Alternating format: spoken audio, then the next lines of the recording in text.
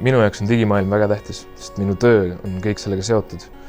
Nii kaamera, arvuti, nutitelefon, mikrofonid, kõik asjad. Et ma ei kujutaks ette, kuidas ma saaksin oma tööd teha praegu igasuguste analoogasjadega.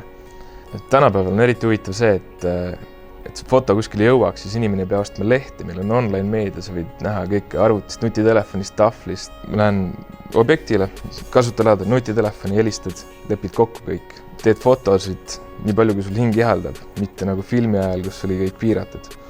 Sa tuled tagasi, siis 2/3 tööst toimub arvutis.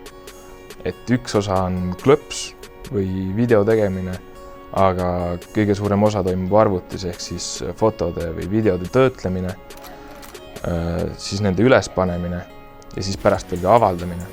Digimaailm on siin ja praegu. See ei tule homme, see ei tule ülehomme. Digimaailm aitab igati meie elu paremaks muuta, ma usun.